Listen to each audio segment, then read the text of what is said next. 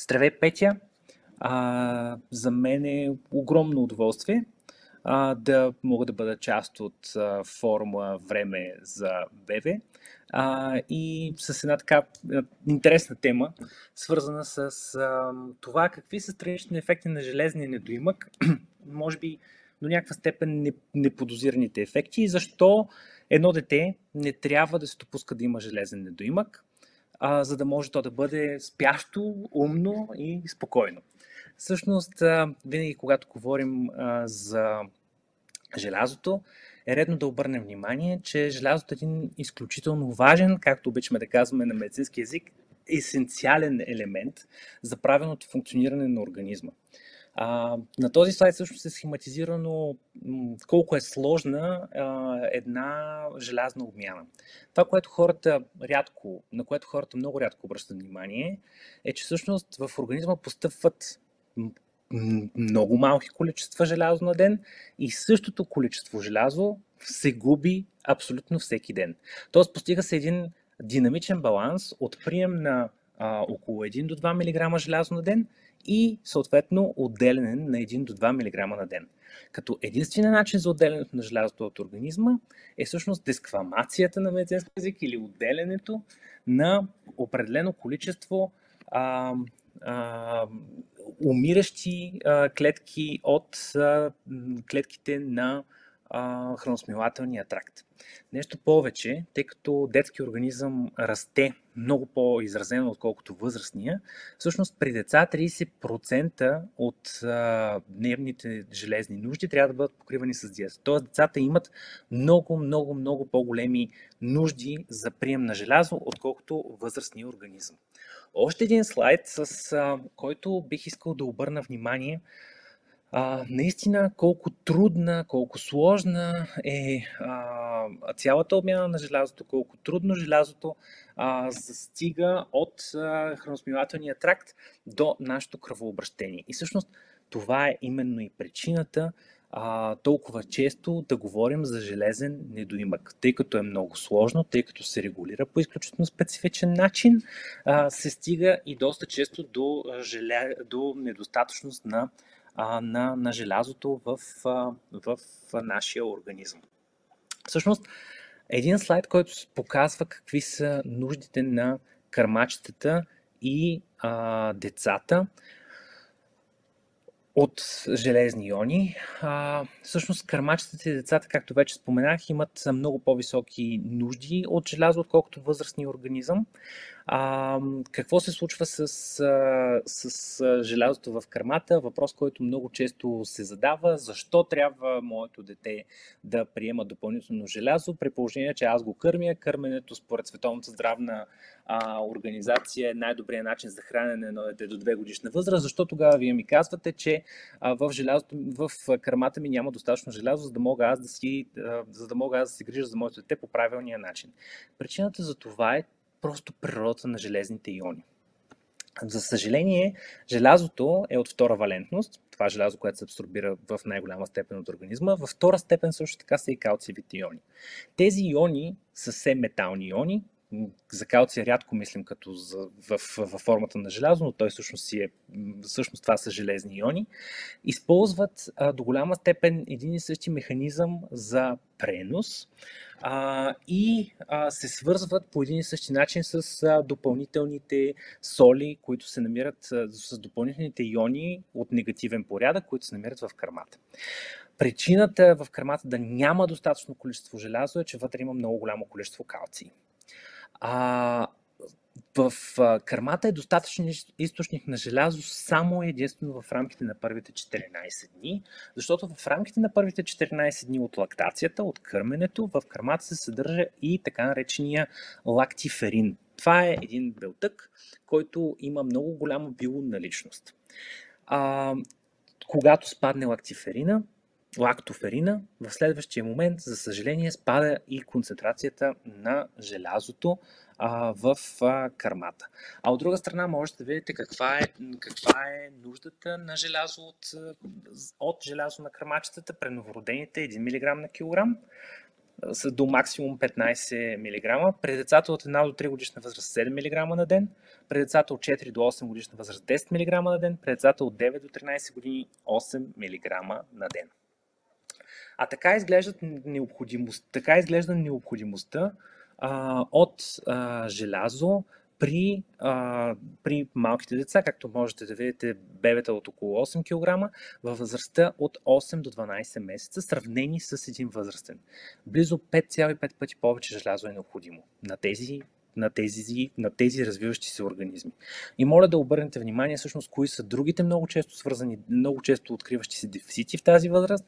Това са дефицита на цинк, дефицит на витамин А, дефицит на калций и енергийния и протеиновия недоимък. Както можете да видите, никъде не говорим за дефицити на витамини от групата Б, например. Нещо, което за съжаление в България много често се говори и се стига до недостатъчно разбиране от страна на медицинското съсловие по отношение на тези дефицити.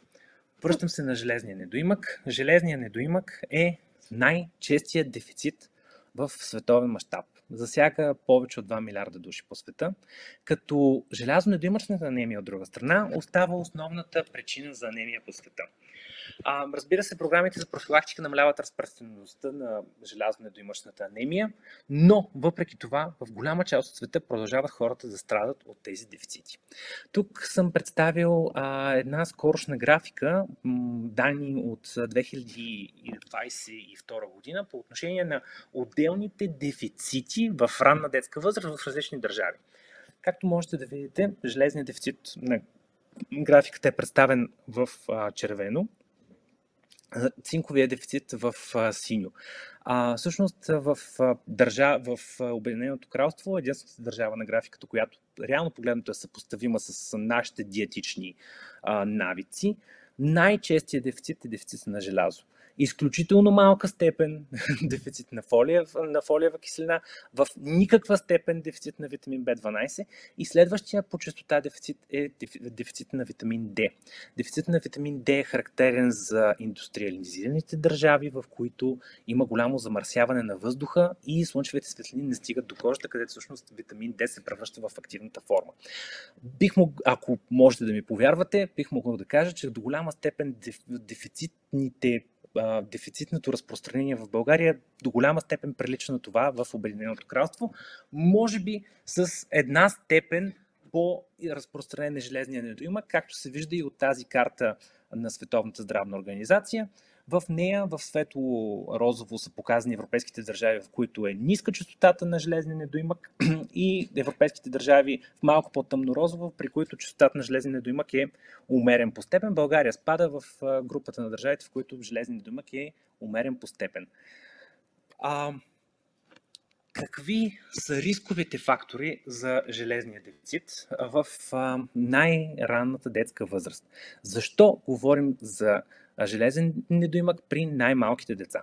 Причината за това е, че, както вече споменах, това всъщност е периода, в който децата растат и имат най-повишени нужди. Реално погледнато, при своето раждане, децата се раждат с определено количество желязо, което е натрупано по време на бременността. Всичко това, което по някаква степен би могло да доведе до нарушение на кръвообращението в плацентата, довежда и до спадане на железните депа в едно току-що родено дете. Какви са тези промени? От една страна дефицит на желязо при майката, от друга страна всички от тези състояния на плацентарна недостатъчност, недоносност на детето, майчено-фетален кръвоизлив, синдром на фето-феталната трансфузия, кръвоизливни събития в хода на бременността, оперативното родоразрешение обикновено е свързано с раждане на деца с ниско количество на желязо, ранното клумпиране на пъпната връв, което за съжаление когато се извършват големи количества оперативни раждания, както е в България, е доста често срещано, майки с обезитет и данни за висок Body Mass Index. Кои са хранителните фактори, които водят до железен недоимък? Недостатъчен прием на храни, богати на желязо. Това означава недостатъчен прием, реално погледнато, на храни от животински происход. Онези истории, които сме чували, яш по-голямо количество спанак или яще по-голямо количество зелени храни, защото в тях има по-голямо количество желязо, са също, за съжаление, в голяма част от случаите спекулации. Храните, които са богати на железни иони, са именно месото, жълтъка. В нито един растителен продукт не се съдържа по-голямо количество желязо, отколкото в продуктите от животински происход. Въвеждането на немодифицирано краве мляко, т.е. обикновено мляко, не е адаптирано преди 12-месечна възраст, или приема на кисело мляко, също е свързан до голяма степен с железен недоимък. Окултната или скритата кръвозагуба поради алергия към белтъка на кравето мляко, или деца, при които е закъсняло захранването, т.е. деца, които са изцяло кърмени или много кърмени след 6-тия месец, поради причината, че в кърмата желязото, за съжаление, не е в висока степен. Кои са клиничните прояви на железния недоимък? Това е така наречената най-известната желязонедоимъчна анемия. За голямо наше щастие, все по-рядко виждаме деца с желязонедоимъчна анемия, но защо трябва да обърнем внимание, че не само желязонедоимъчната анемия има значение? Защото желязото не е важно само за развитието, за правилното развитие на хемоглобина, за правилното развитие на червените кръвни клетки, а и за правилното развитие на мозъка. Всички тези ензими, които сме изредили на този слайд тук, всъщност са ензими в мозъка, които са важни за правилното функциониране на мозъка, които, за съжаление, имат нужда от желязо, за да функционират правилно.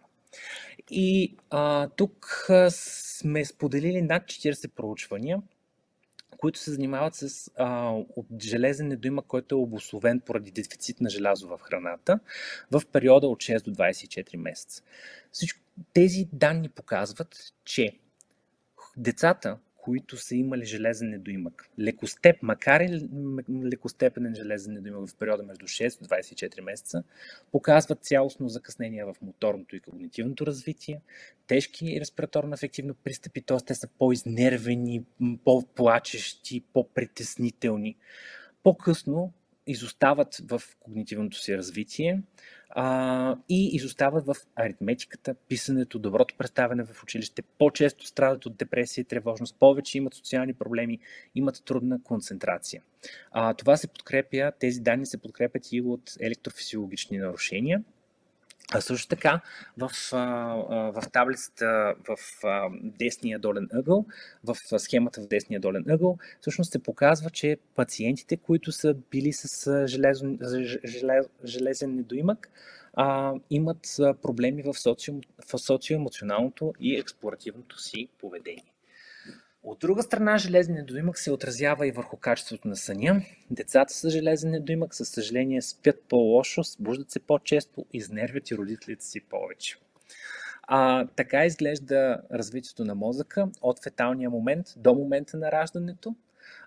Както може да се види в рамките на реално погледнато първите 9 месеца, органа, който претърпява най-много дори и видими изменения, когато се види просто каква е разликата от раждането до едногодишна възраст, всъщност това е мозъка в човешкия организъм.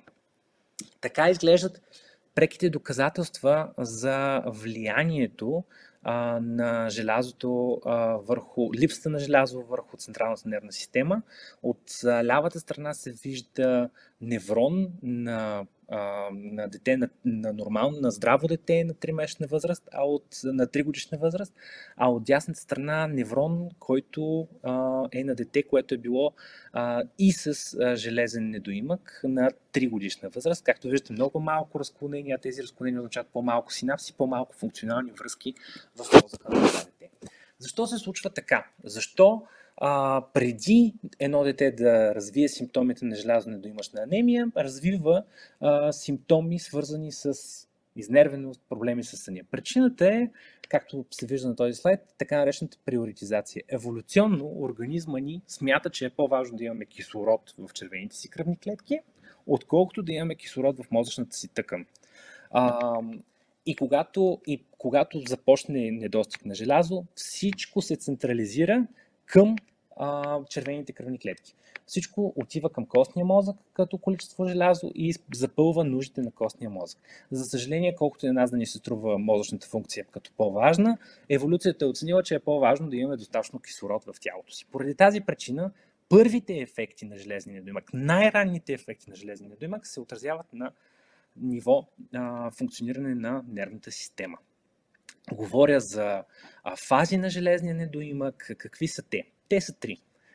Латентен, прелатентен или ларвиран железен недоимък, латентен железен недоимък и манифестен железен недоимък.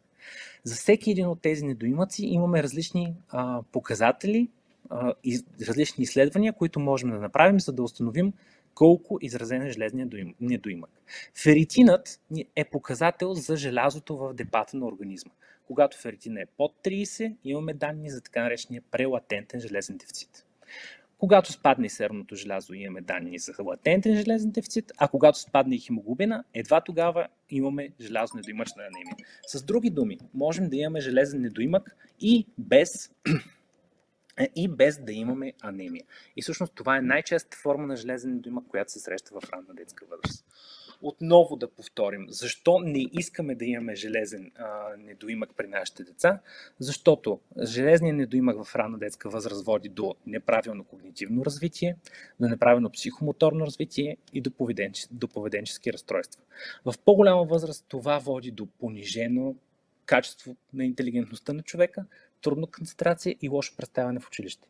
А хора, които трудно се обучават, за съжаление, произвеждат възрастна популация, която има по-лошо качество на живот, съответно по-ниско заплащане и намален брутен вътрешен продукт, ако погледнем на ниво държава.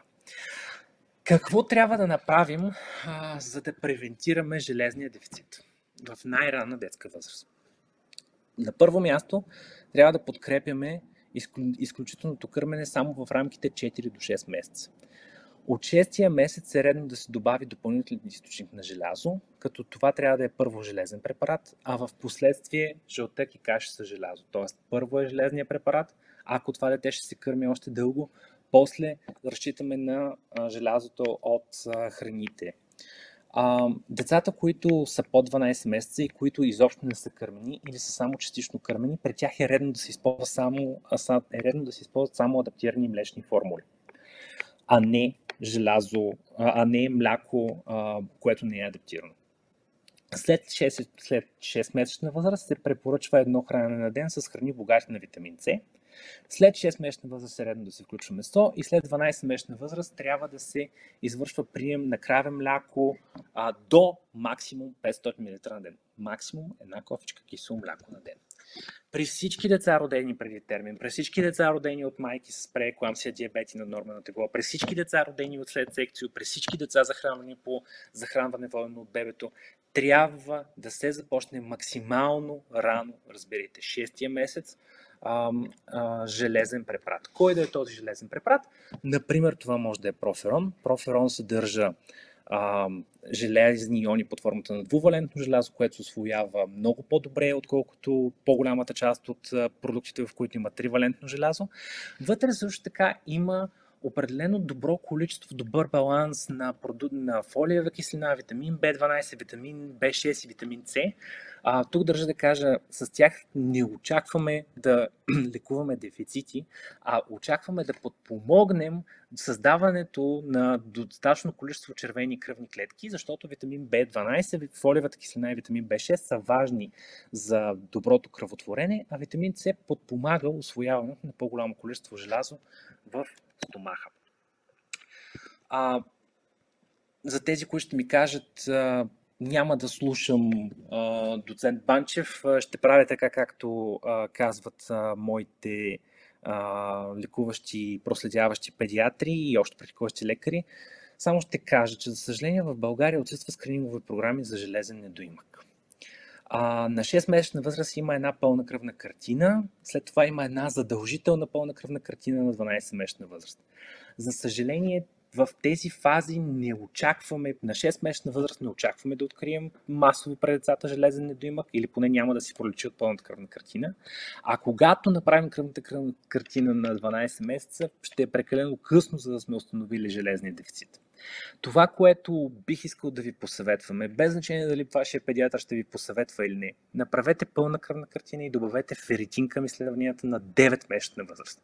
И двете изследвания могат да бъдат изследвани от пръст.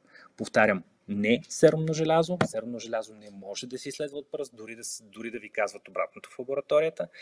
Феритина и пълната кръвна картина обаче могат да се изследват от пръст.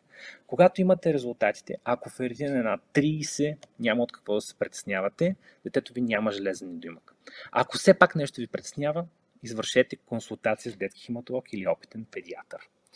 В заключение, железният дефицит е широко разпространен в детската популация. Налични са множество предпоставки за разпространеност на прелатентен железен дефицит в България. Той има множество ефекти върху развитието на детския мозък и психика. Изкореняването на железния недоимък в световен мащаб би означавало покачване на IQ на човечеството за средно 10 пункта. Затова, за да имате умни, спокойни деца, не допускайте да имат железен недоимък. Благодаря за вниманието.